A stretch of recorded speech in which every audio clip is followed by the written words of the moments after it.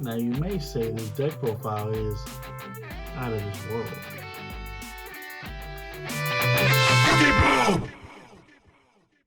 What's up, guys? Abe here, and today I have an update to an alien deck profile. Now I know we did this a while back in the beginning of the Corona period, um, you know, before CV.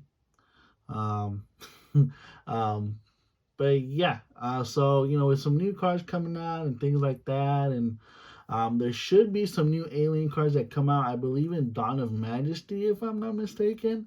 There's a new monster, main deck monster, a Link 3 monster, um, and that's all I know so far. Um, Hopefully, we do get those. Like I said, I believe it's Dawn of Majesty, if I'm not mistaken. Hopefully, it's in Dawn of Majesty at this point then. Um, but yeah, till then, uh, like I said, I have an update to it right now. We use some of the new cards from Ancient Guardians and the Ogadoics or whatever they're called. We're not using any of like the really expensive ones or the more expensive ones. We're just using a couple of the level 4s. And obviously with some of the new spells too that they got in Ancient Guardians, it kind of helps the deck a little bit. But obviously when it comes to aliens, it needs a lot more than just a little bit of hope um, to make this deck function. Um, so look out for the update. Hopefully when Dawn of Majesty comes out, if we get those cards in Dawn of Majesty. And yeah, let's go ahead and dive right into this updated alien deck profile. So obviously, like I said, this deck is super casual. It's hard to get around big boards, obviously. Yeah, that's really all I gotta say. I mean, I had a lot of hope going to this deck profile, but testing it in the limited time that I have, it just needs more. That's all I have to say about aliens, is that it just needs a little more. But yeah, let's go ahead and jump right into the deck profile, guys. Alright, so obviously we're gonna start off with Triple Alien Omnite. So this card is key because this one brings back a level 4 lower from the grave, and then it gets destroyed again during the end phase. And obviously, Alien Omnite is a level 1 tuner, so you can go into level 5 really easily, or you could also link into stuff easily as well. He is your main guy you want to go into. Once we get to the two Ogadoic monsters we play, it can help kind of facilitate some, I don't want to say combos, because you can't really combo unless you put hella money into this deck, honestly. But in this casual, deck profile that I made, that hopefully won't break the bank either. And Ammonite is just probably the best card in the deck. Nothing else to say about Ammonite. You need him to go off if you want to do anything in this deck. Now, the next card we play Triple Alien Shock Trooper. So the only reason, if you watch my old deck profile, I used to run Rescue Rabbit because that way you can go into Alien Shock Trooper and things like that. You get out 2 double Alien Shock Trooper, and you can go into the M frame really easily. We took out Rescue Rabbit in this deck just because of those new monsters we played. We're playing with the Ogadoics or whatever they're called. And we actually just use Shock Trooper just either as a beater, or we can use it with like the A-cell recombination device just as a target to send. Because especially now with some of the things I changed around a little bit, we don't play as many alien monsters as we used to. And also like the strategy is a little bit different. I don't want to say strategy is different, just more like we don't have as many cards to put A counters on, or like we don't have as many cards to help get A counters onto stuff. We kind of took some of that out. But with Shock Trooper, he's just more of a beater. We do play Unexpected Die, so that way we can either bait out some kind of hand trap or something.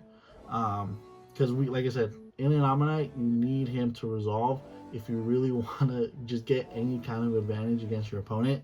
So Unexpected Die is just kind of that card to help as a bluff in a way. And if it does go off, or like, you know, whatever it is, can help you make Trish or go into link plays or synchro plays. But yeah, going back to Alien Shock Trooper is just a level 4, a target for Ammonite, and he's a beater. So that's all I gotta say about Shock Trooper. It sucks that he's an Earth though. I wish he was a Dark or a Light, and it would just kind of make the YugiBOOM cards a little bit better. For the next card we play, kind of hurts my soul to have Overlord at 2. In the old deck profile, I used to have it at 3. But you know, it is what it is. Now with the Water Lily spell we play, it helps dump him in the grave, because you know, you kind of want to draw him. I mean, you want to search him out, obviously. But obviously, if you're going first or something, you can't really do much. Unless you put A counters on your own stuff. I try to avoid doing that, but sometimes you just kind of have to put A counters on your own stuff just so you can summon out Overlord. But other than that, Overlord is still a pretty decent card. Stats are okay. Obviously, you can get beefy if your opponent's monsters have A counters. But other than that, he's just more there just as some kind of beat stick, something, you know, to have on the field. And also you can use it for synchro plays, because we still play the Lamia in the deck, so you can go into a level 8 really easily, or you can use it as link fodder. And yeah, that's just really what all I have to say about Overlord. For the one as we play, when it comes to the alien monsters, so I play 1 warrior, 1 telepath, 1 kid, and 1 dog. So I really have to take down a lot of these ratios before, because I remember before I used to like 2 telepath, like 3 warrior or 2 warrior, either 1 or 2 dogs. Alien kid, I think I still had at 1. But I just you kind of need the level 4s just for Ammonite, just to maximize on Ammonite. And then dog is just good just to have as an extender, because you can either go into an 8 really easily with him and Ammonite, or you can use him as a link fodder. So we just play the one of, and like I said, with the Water Lily card, it helps once you get a lot of aliens in the grave or reptiles in the grave, you start summoning whatever from the grave. So telepath I just still like having, because he can pop spell and trap. Alien kid usually will pop, because like with the YugiBOOM, the dark YugiBOOM card we play, the dark monster, when you send from hand to grave, you can send 1 light from deck to grave. So you can use kid as your way to like dump him in the grave, and then you can summon Ammonite, and then you can go into like, you know, synchro link plays. Sucks that telepath is a fire. I mean, it sucks he's a fire. And then Alien Warrior, same thing as like the Shock Trooper. I just wish he was a lighter dark, but nonetheless, he is an Earth. And also, like I say, he's just a beater. We play, and also if he gets destroyed, he gets to put 8 counters on your opponent's monsters. So I mean, it's slow, but I mean, you know, what can you do? Like I said, hopefully aliens get more stuff. Now on to the next card. So we play 1 Lamia. Now when I put this card in the deck, when I first made this deck, obviously I did over like dueling book and stuff, and the one card I forgot to buy was the Reptilian Hydra. Now that card at the time was like $1, because you know, it's one printing from like a super rare or whatever it's from. Now that card is like 15-20 bucks, and it's just like, bruh, I am not buying that. I'm sorry. So it, like, Lamia just, I wish I had that card, because it can get over stuff. Especially if you can, like, you know, have your opponent's monster, you know, destroy monsters with 0 attack, and you get to draw stuff. But yeah, that's just a little thing that sucks, that I wish I could have bought beforehand, unless they reprint it. But knowing cold money, that ain't gonna happen. But yeah, with Lamia, she's still a useful card. If your opponent controls a monster, you can have it, you take damage equal to its original attack, and then you can summon him, or summon her, sorry. And then I wish her effect wasn't, you know, you can only use 1 that turn and only once that turn, Her second effect is if she uses a synchro material, you can target 2 monsters and make them 0. So that could have helped like clear out boards, but obviously, you know, they gotta nerf the card somehow. But other than that, she's just a good way to either extend or and get over stuff. So that's why we play the 1-up in the card, just because she can summon herself. And then now we go into the Ogadoics. Ogdadic. I don't know if I said that right. So we're just gonna go into the dark guy and the light one. So the dark one's probably gonna be the more important one, because when it's normal special summon, you can add an Ogadoic spell and trap. I'm just gonna call it Ogadoic. I'll give a damn. You can add an Ogadoic spell and trap from deck to hand. So obviously the one we're gonna go for the most, or all the time, is the water lily, because it can dump, and then if you do have 5 or more in the grave, you can summon. So even if you have 4, you dump 1 and then you get to summon. So it's really easy to get like Overlord on the field, because if you already have like all these in the grave and like your Ammonite or whatever, and like, you know, you send Overlord and then it's like, oh, summon 1, okay, summon back to Overlord. So it's just an easy way to get that out. So the dark one, that's what we use it for, just to get our spells. Nunu, we're gonna use it as a way to foolish. Nothing is dark in the deck except the Lamia, the Overlord, and then Ammonite's a light. So so usually Nunu we're gonna send either Overlord if we really want to, or usually we're just gonna send Naoya or Naoya. Just that way we just get names in the grave, especially if we like card drew our water lily card. And then Nunu has an okay effect. You know, if you control no monsters, or if you control no Ogadoic monster, and this card's in your graveyard. The graveyard, yeah, when it's in the grave, you can special summon her. I don't know if it's a she or he. You can special summon it, and then, but you can only special summon reptiles. So that's why you guys just got, you know, reptiles in the extra deck, just if you're gonna link, or even if you're able to like rank 4. That's why we have Kingdom Feral Imps. That way you can then search whatever you need to from your deck. So that's why these are the only ones we use for the Ogadoics for now. Just because they're level 4s, and you know, they just get some stuff. And then for the last monster we play, playing 3 Ash. Like I said, this deck needs as much help as it can, and decided to just throw some Ash in there. Now we go on to the spells. So we play triple A-Cell recombination device. This one you gotta play at 3. It sucks with this one, it's not like Shock Troop, the M-Frame, the Link alien, where you can distribute as you want. It has to be a face-up monster, and then you put all the tokens, or not tokens, all the counters on it. But hey, it is what it is. But other than that, its second effect is really great as well, because if it's in the graveyard, except the turn it wasn't summoned, or sent there, you can banish and you add an alien monster from your deck to your hand. So this card just has a lot of utility. And also, like, you know, if you have Overlord on the field and you're trying to get over something, you can always use this.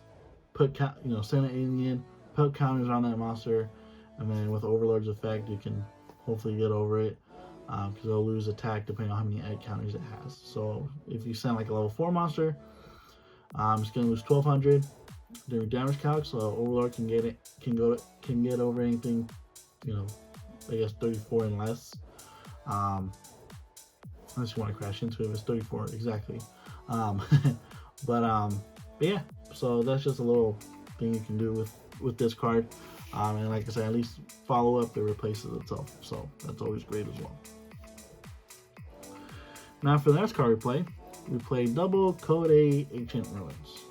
It's crazy that this card's how expensive. Thank God I bought it when it was cheap-ish.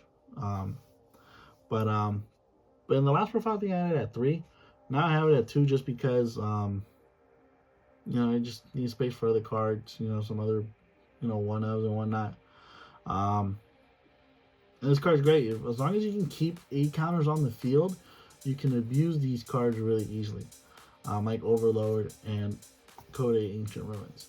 Obviously, your opponent's going to try to get rid of this card as fast as possible because it doesn't want you to summon free from the grave. But yeah, other than that, Code Ancient Ruins, it's a great card to help extend or start plays. For the next card we play, I remember before in my old profile, I think I had 3 of these in the deck, but I just cut it down to 1. If you're able to get a, even if you have maybe your own monster, like you can kind of use this, like, you know, kind of like a tag out. You know, your monster you can maybe put an A count on your own monster. You attack, you can, you know, activate this, summon something else from the deck, attack for game, hopefully. But other than that, honestly, you would rather use this, like, obviously against your opponent. If one of your opponent's monsters has a counter, you just activate this, get rid of it, summon something from the deck for yourself. That's obviously the most optimal play. Yeah, I mean, that's why I just cut it down to 1, just because, you know, now stuff is so untargetable and stuff is just, it's annoying. Or even if you do put the counter on it, they end up linking it away or syncing it away, and it's just like, oh, well, kind of waste that for nothing now. Now on to some of the new cards we're playing. So we play the Triple Water Lily. This card is great for reptiles. If Foolish is, and then if you have 5 or more, summon. Yeah, that's all I really gotta say about this card. This card is really good for the deck, any reptile deck. But you know, like I say, aliens need as much help as possible. And then for the next card we play, so I only played 1 Origin. I did want to play some multiples, but it doesn't do anything. You know, it doesn't search. It doesn't replace itself. I mean, I don't want to say it doesn't replace itself, but like, you know, it's not like a Cosmo Time. If it gets destroyed, you get to search something from the deck. Obviously, field spells have gotten too powerful over the last few years. So that's why I decided to play this just at 1, just because it offers some kind of protection for your reptiles. Because if your reptile gets destroyed by battle by an opponent's card effect, you can target 1 card your opponent controls, send it to the grave. It sucks that it targets, but hey, at least it's better than nothing. And then the second effect is if it does get destroyed, you get to know your opponent's deck, depending on how many reptiles you have in the grave with different names. So, like I said, obviously, if your opponent, you know, they're gonna try to get rid of this card as fast as possible too, because they don't want their stuff getting sent to the grave. And you know, that's what I'm gonna play. I just play the 1 of just because if I have it, it's good. If I don't see it, it's fine. But if you do draw it, great. If not, not gonna lose sleep over it. So that's why we're just playing the 1 of for now. Now on to the generic spells. So obviously, like I said earlier, we play Double Unexpected Die. This is just more of a way to, you know, not tag out, but how do you say, bait out the Ash or whatever, hand trap. And if they don't hand trap it, then, well, you can get a free monster from the deck. So it sucks when you draw like Double Unexpected Die, or you draw the dot, you know, the die with 1 shock trooper hand, because you're like, ugh. But hey, it is what it is. And then for the spell, generic spells, I'm playing Regeki, Feather Duster, and Monster Reborn. If your opponent has too big of a board, Regeki's there. Feather Duster, also as well. You don't want to go against too much back row against this deck, because you're probably not gonna get out of it. And then Monster Reborn. I try to play Viper's Rebirth, but there's too many times where you end up without a non-reptile in the grave and it just becomes dead. So I just decided for Monster Reborn instead. So that's it for the spells. Alright guys, let's go on to the traps. So we don't play too many traps, we just play a couple. We play Double Offering to Snake Deity. This is kind of like an Icarus deck for reptiles. Target 1 reptile you control, and 2 cards your opponent controls, destroy them. Obviously, they have to all get destroyed for it to work. So, excuse me. So you're able to resolve this, especially if your opponent's going too much stuff. It can help out. If not, you're probably just gonna be left out on the field with a whole lot of nothing. But we just play it for now, just as a way to interrupt our opponent.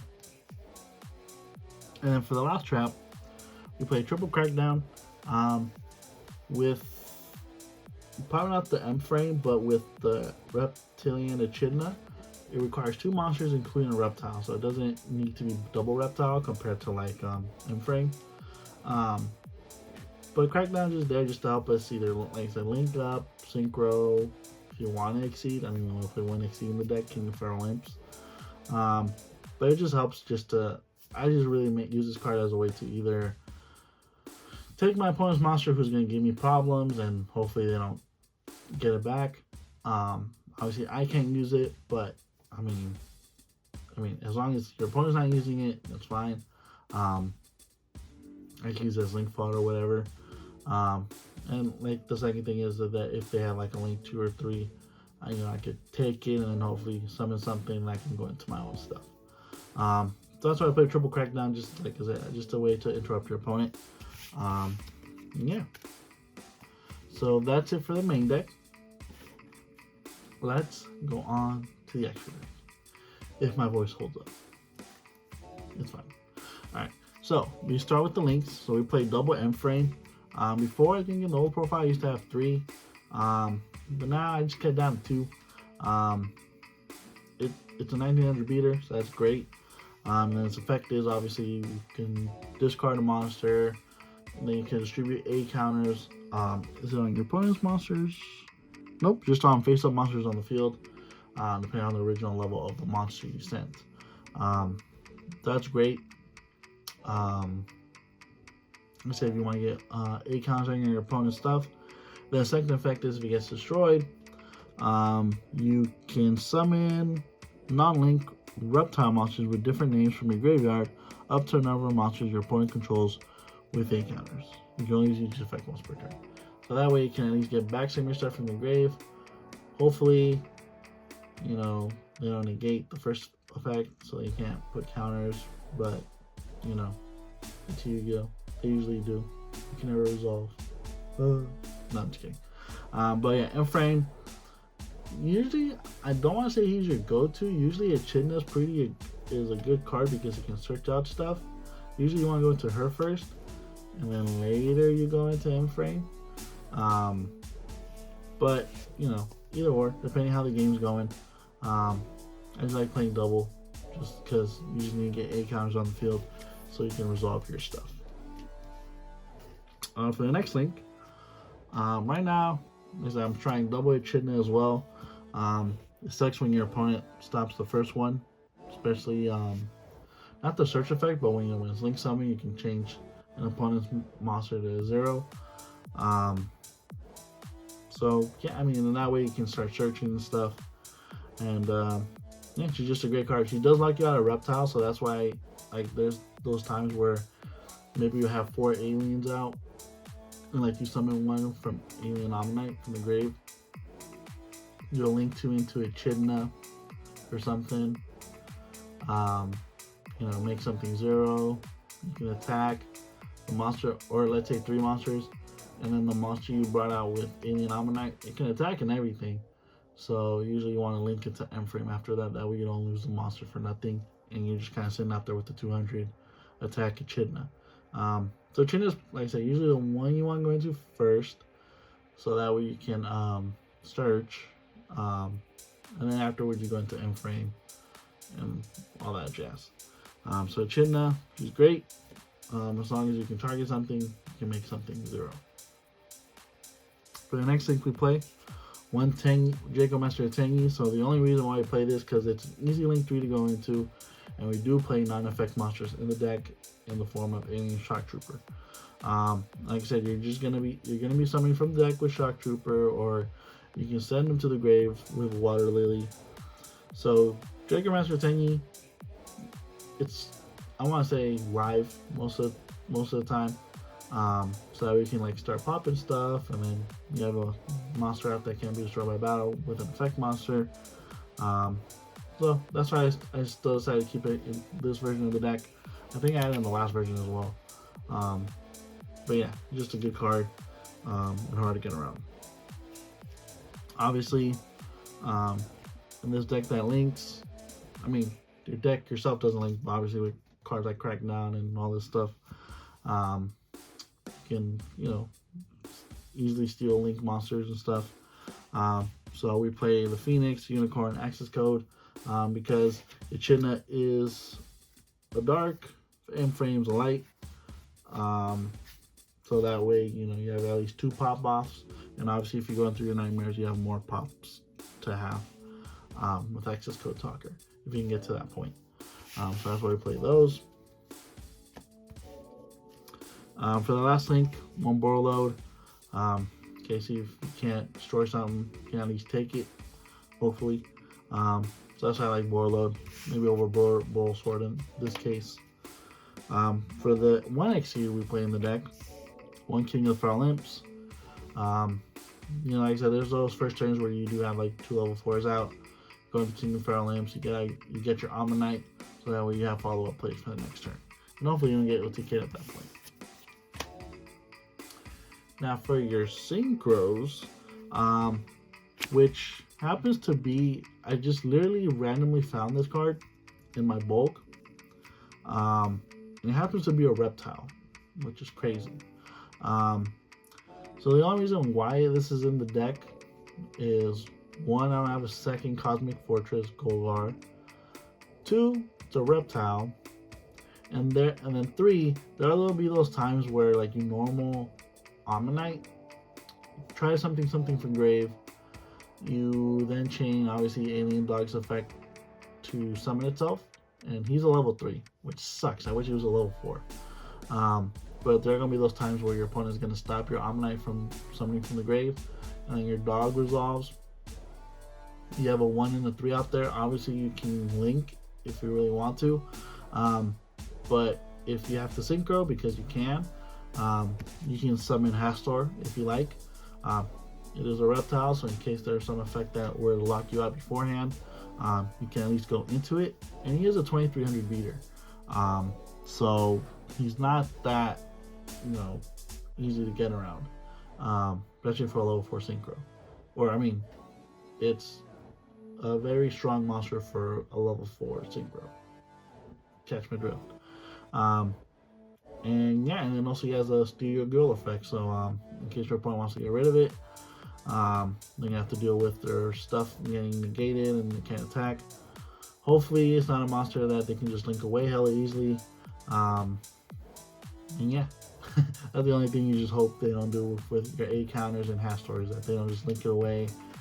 You got nothing to show for it. But 1 half store, just because it's a level 4. Because like I said, there's going to be those awkward times where you have Dog and Ammonite on the field. 2, it's a reptile. And 3, has a Steal Your Girl effect.